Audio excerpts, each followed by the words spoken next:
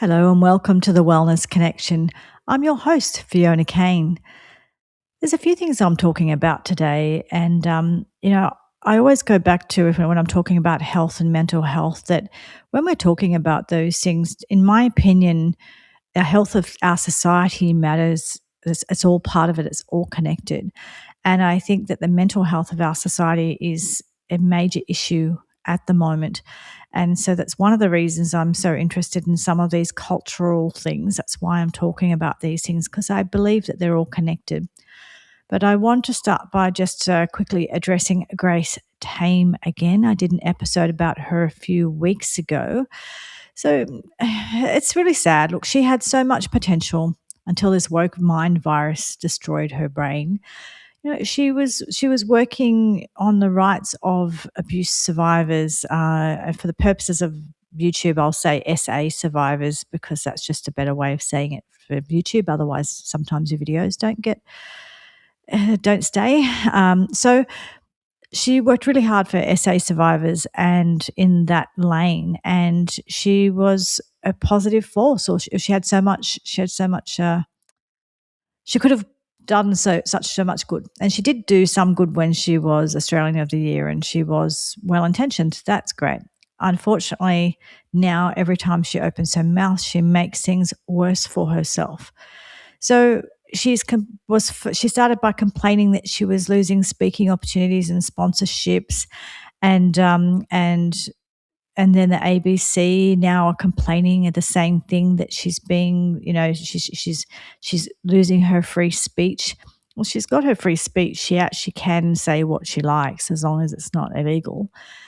So there's no issue there. It's just whether or not people want to hear it. That's a whole other thing. But you know, I think that when you call for terrorism, which is exactly what she did, she called for violence. That's the only part of free speech where I'm like, no, I think that actually is and should be against the law. So I have no problem with people being punished for actively actively promoting terrorism. Other than that, yeah, your opinion is your opinion and you have a right to it. So you can say whatever you like about, I agree with this war or I don't agree with that war, or I believe this politics or that politics or this politician or that politician. Totally, absolutely. I think that more speech is better. We need to have more speech and have conversations, like I say, real conversations about things that matter. So it is important to have different voices. So that's perfectly fine. It is okay for people to have different opinions. Screaming for intifada, revolution, which is what's been happening around the world, right? That's what happened in Bondi just a few months ago. And, the last couple of weeks, this sort of rhetoric is what has been causing, places to be, Jewish places of worship to be firebombed and attacked, and all sorts of attacks and things that have been going on for the last couple of weeks. So, synagogues, that's why the name dropped out of my head. So that sort of rhetoric, I think, is dangerous when you're saying that stuff. If you're just saying, I agree with this or I don't agree with that or I support this, that's a whole different thing. Anyway, so she's been upset about losing sponsorships and things, and so she's been out on the speaking circuit. And the more she says, the worse that she makes it. Because what she actually did this week, which is why I wanted to bring this up, because last week I was talking about believing celebrities and be careful what you listen to or who you believe, or just be open to sort of questioning all of it.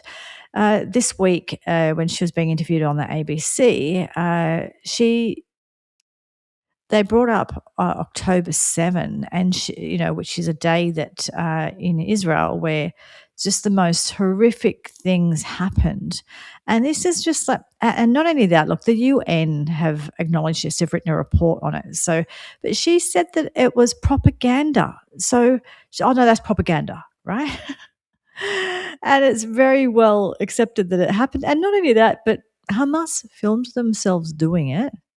Some of it was live streamed. They were very proud of it. They were ringing home to their mothers and telling their mothers how proud they were because of how many people they'd killed. This it wasn't sort of some hidden thing that nobody knows about. So it's very clear what happened on that day, and what happened on that day was horrific. The things that were done to women and children and babies, and and all and Jewish people in general, and not just Jewish people, the people in Israel who were at those different places where this happened. So that day was horrific, and I believe the only way that Grace can have support Hamas like she does is to pretend that didn't happen.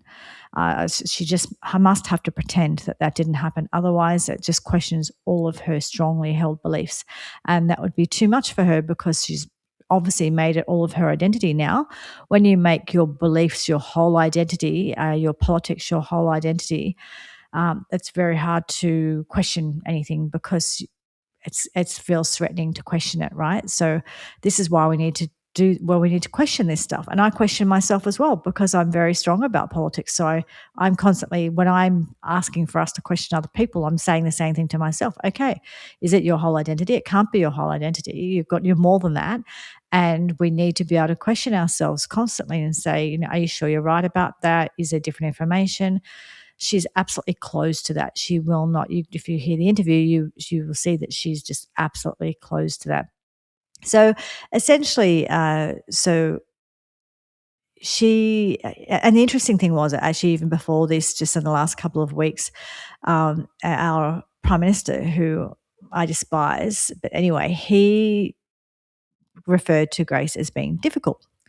And all the feminists came out. Oh my goodness, geez, did we hear about it? And International Women's Day, it was all about difficult. We'll show you difficult, right? Because it's the whole, you treat us like we're little women and we can't be heard and blah, blah, blah. Therefore, don't you call us difficult, we'll be difficult. And look, I get the vibe behind that. But, I will maybe for once agree with our PM.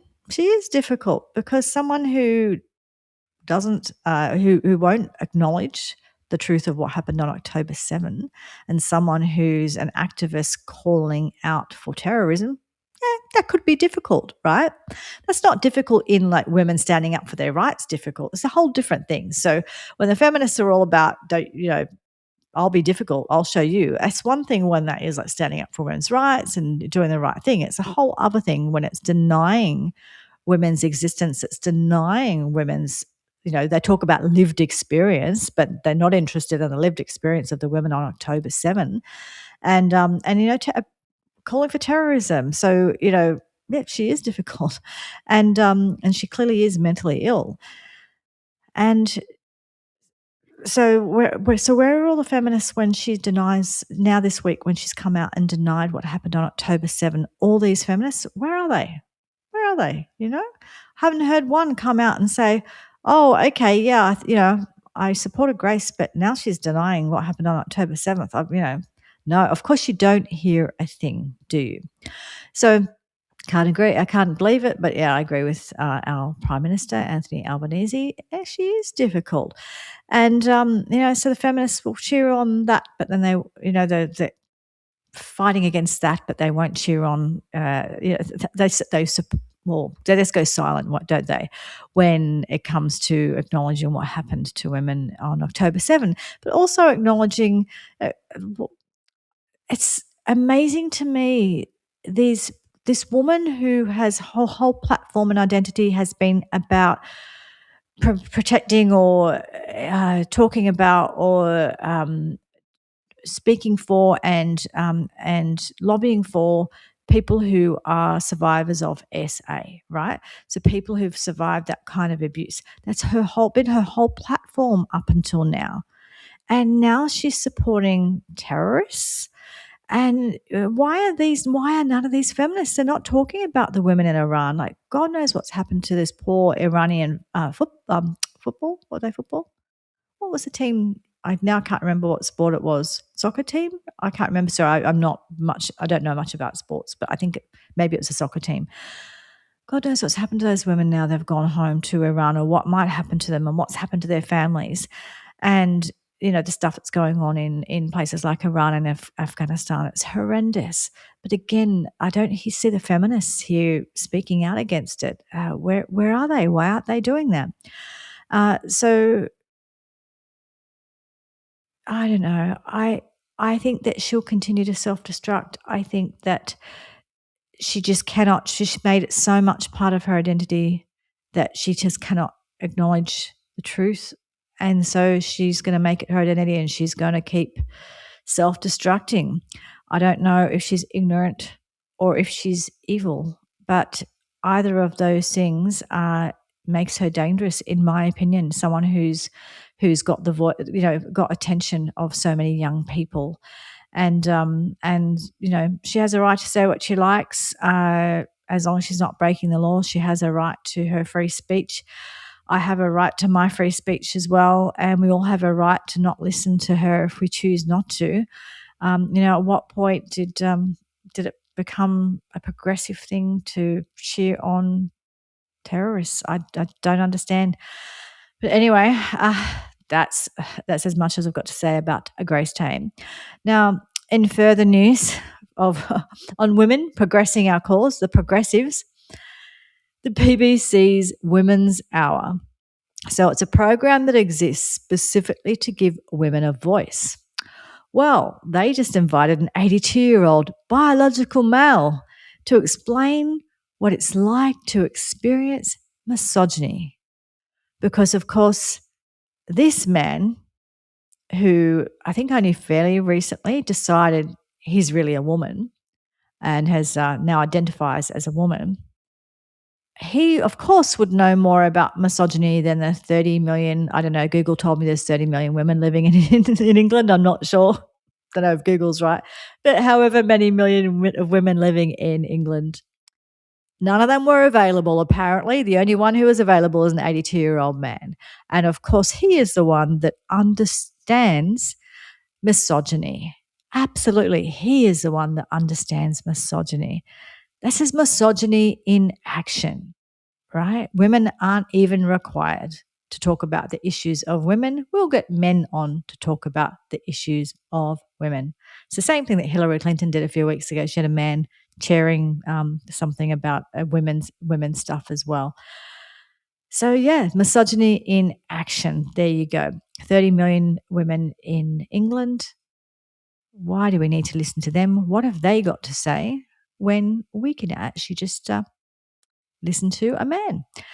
So the other thing I wanted to, and again in Iran this week, this week it was a teen wrestler, like a 19-year-old wrestler who was executed, and two other people were executed over these protests that happened in January. It's just horrific what's happening there. I think we need to pay attention to that and support the Iranian people who don't deserve that, and understand where people really are being, again, there's so much talk about oppression and, women being oppressed and all the rest of it, and no one sees it where it's really, really happening. This week on, what's her name? There's a YouTuber who, Caitlin Bennett, and she, Liberty Hangout, and she goes around and interviews people in the US. She's in the US. She asked a whole bunch of people this week, would they be more afraid of a MAGA, Trump supporter, or an Islamist, an extremist Islamist, right? And they said that all be more afraid of a Trump supporter, even though I think they worked out that there'd been 4 terrorism events that week itself within the US related to Islamist terrorism. They said they'd be more afraid of MAGA. Now, again, you can disagree, hate MAGA, all the rest of it, fine, but come on, use your common sense. That's the thing. People are just going into these brainwashed sides and camps, and they're not thinking for themselves. Use your brain cells, seriously. And when you see, I know you see it on X now that they've uncovered it so that you can see where people are from. And what you see is a lot of accounts that have US flags, and they're making themselves out to be US accounts, and they're all overseas. They're all in the Middle East or Asia or other countries. So just be aware of how many bots how much AI and bots and all that sort of stuff are actually influencing things as well. Be aware of that online. So the other thing that I wanted to talk about today is I've talked a lot about this issue, and sometimes people don't always understand why I talk so much about the transgender issue. I talk about it because I care about kids, and I care about women's rights, and I care about children's rights, and I care about health. I care about mental health, and these are all things that are being affected greatly. Excuse me, I'm just going to stop for a moment and have some water. I'll be back. So I read something on X this week that I just thought I'm going to read it to you, even though it's sort of slightly long. But this is an account. The lady's name is Janet Murray. She describes herself as a journalist writing on women, culture, and public policy. And what she wrote about this issue, I think, really sums up really well how I think of it. And I want you to hear this because I feel like you'll get it. You'll get why I'm talking about this issue when you hear what she has to say. So she says, I didn't really get the problem with gender ideology at first. I'm liberal minded about most things, and I was the same. Honestly, I was the same. I was, oh, okay, live and let live. And, oh, okay, there really is, a gendered soul. And, oh, okay, fine. Like, I wanted to be open. I wanted to be caring. So, anyway, I go back to what she's saying. I'm liberal minded about most things. Live and let live has generally been my motto. I believed inclusion mattered. I believed in being kind, in not using language that might upset people unnecessarily. I knew people who identified as transgender. I knew some adults chose medical treatments or surgery to resemble the opposite sex. That seemed to me a matter of personal autonomy. Adults can do what they wish with their own bodies. What I hadn't realised, and I feel slightly embarrassed admitting this, was that I'd misunderstood what was being claimed. I thought transgender meant a form of self expression, a man who liked wearing women's clothes, someone changing their name, gender non-conformity. What I hadn't grasped was that some activists weren't just asking for tolerance. They were asserting that declaring yourself the opposite sex made you the opposite sex, not metaphorically, literally. And that this wasn't just cultural, it had legal consequences. It meant men who said they were women were demanding access to women's sports, prisons, domestic violence shelters, and hospital wards. It meant the rewriting of healthcare language, pregnant people, bodies with cervixes, to avoid saying women. It meant children struggling with identity being firmed onto medical pathways with lifelong implications. And it also redefining same sex attraction. Lesbians called bigoted for not wanting relationships with men who identify as women. Gay men accused of prejudice for saying they're not attracted to female bodies. None of which made sense. And I don't know if she's brought this bit up in here. She might come say it, but it's also now it's essentially it's kind of cancelling a lot of people who are gay because it's essentially saying, like I've talked about before, if you don't want to dress the way of, if you don't want to dress feminine and you're a woman, or if you don't want to dress masculine and you're a man, then you must be the opposite sex rather than you're just someone who doesn't like to present that way or dress that way. So that's the issue as well. Is it's now saying, oh, you're a tomboy. Oh, you must be a boy and not really a girl. That thing, which is really dangerous. So she might mention it somewhere throughout this, but that's sort of adding in my bit as well. So then she said, but I'd also overlooked how far this had travelled into HR policies, professional bodies, schools, political parties, and public institutions, and how easily disagreement was framed as cruelty. Speaking up felt risky because others were being publicly humiliated for doing so. None of this is abstract because sex is on the basis on which safeguarding works, right? I'm going to repeat that. Sex is the basis on which safeguarding works. We need to understand that. I continue.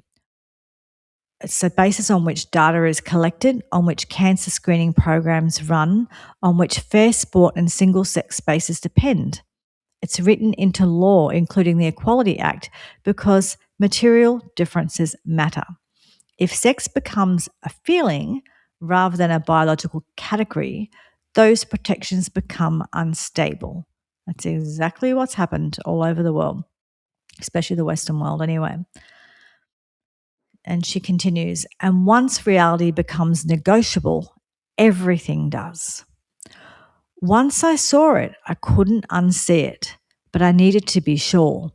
So I read books, research papers, policy documents. When I finally spoke publicly, there was a backlash from all directions. Many women thanked me both quietly and publicly, but some feminists criticized me for speaking too late. Others were angry about a past interview I'd done with a parent of a transgender person, accusing me of promoting harm. It takes courage to change your mind publicly. It takes courage to speak when you know your reputation, friendships, or livelihood may be on the line, when you know raising your voice could strain or even end a relationships you value. I've had that experience myself personally. Continuing on. Once I understood what was at stake, staying silent was no longer an option. I lost my livelihood simply for saying I didn't like the phrase pregnant people. That alone tells you something is deeply wrong. It shouldn't be this way.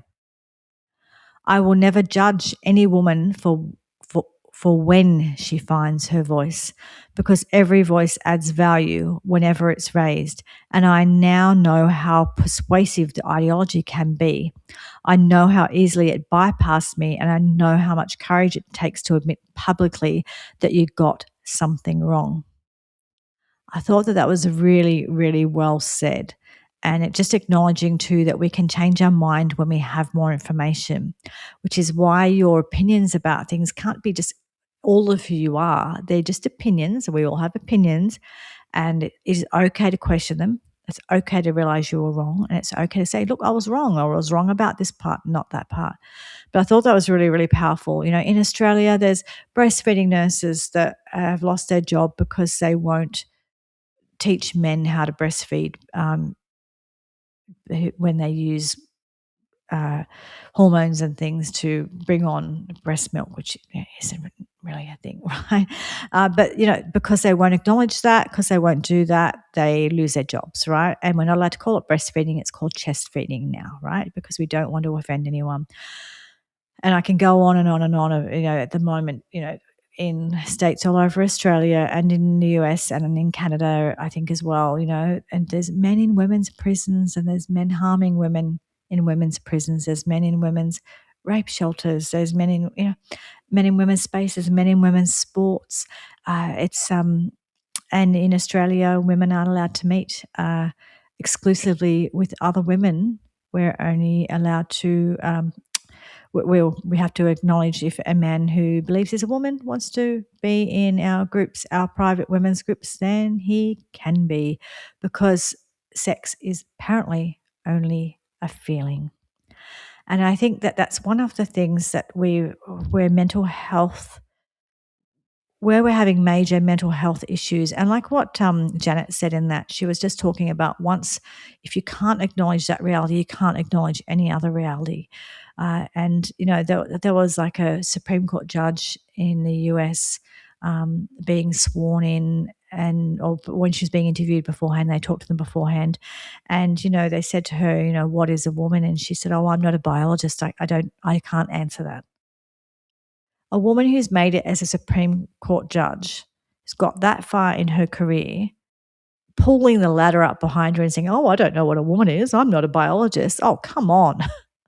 We all know what a woman is. A woman is an adult human female. And suddenly we've all got to pretend we don't know what a woman is. And there's politicians all over the place doing exactly the same thing.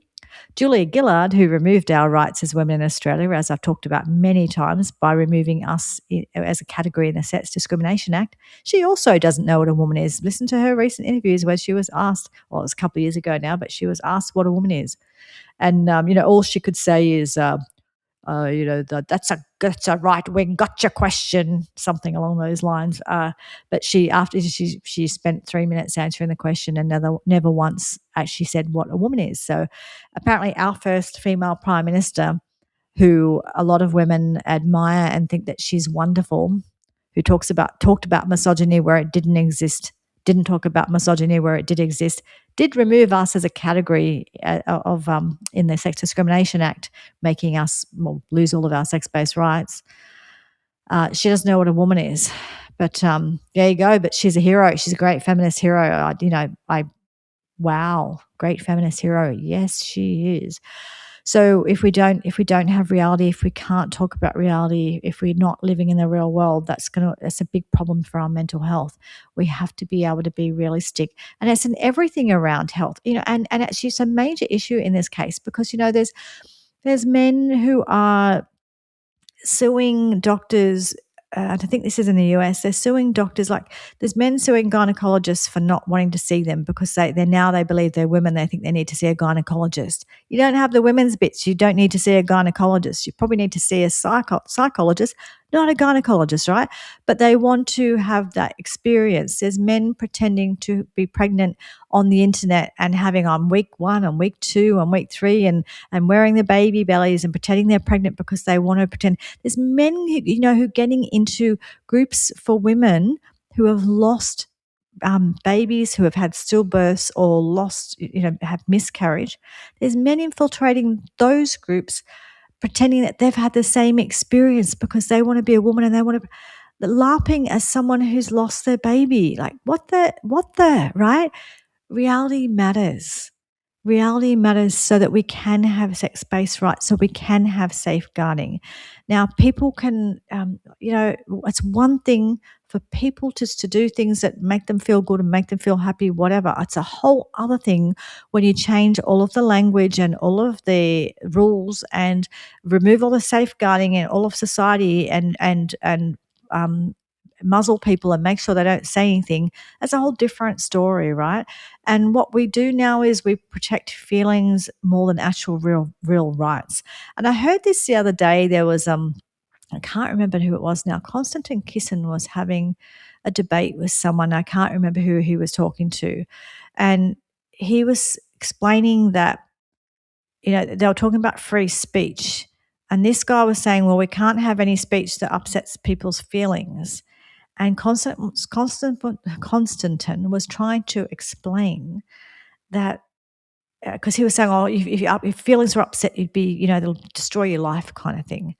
And look, maybe, I could believe that if you were in an long-term abusive relationship where you had a parent or you had someone constantly degrading you and constantly, that's one thing. But that's abuse, right? It's a very different thing to you've misgendered someone or you said something that someone didn't agree with and they got hurty feelings, right?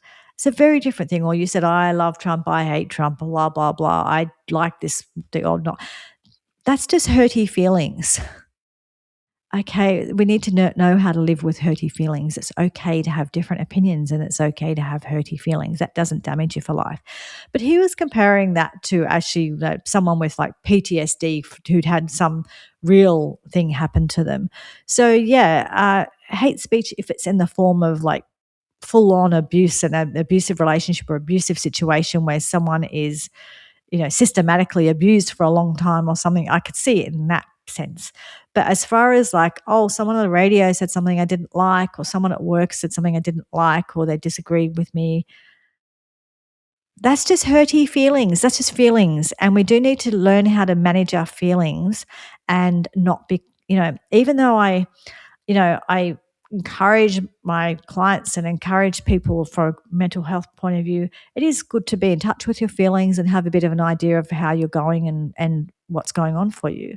It doesn't mean you're completely guided by them because throughout a day we have all sorts of feelings. Sometimes I'm like, oh, geez, I'm really annoyed about that thing and I'm really angry about my colleague or my husband or whatever, but it's some irrational thing that lasts for 5 minutes because it's not anything, right? If I acted on every single feeling and go, oh, I hate this, I hate that, rah, rah, rah, they're just feelings, right? So feelings are there to be, to be acknowledged and experienced, but we also need to be grown-ups, and grown-ups need to actually be able to manage their feelings and know when, okay, this is not a big deal, let it go, right? We do not need to get out of our car and go and punch someone, because they cut us off in traffic or whatever. Feelings are just feelings. They are information, they are data, but don't need to sort of just act on them straight up. Anyway, I think I'll leave it there for this week, but I really wanted to, again, I'm really concerned about mental health of the society, and these are the issues that are a problem, but also the physical health. If we don't talk about reality, if we don't deal in reality, if we don't call things what they really are, if we don't have safeguarding for women, there's a lot of issues there as well.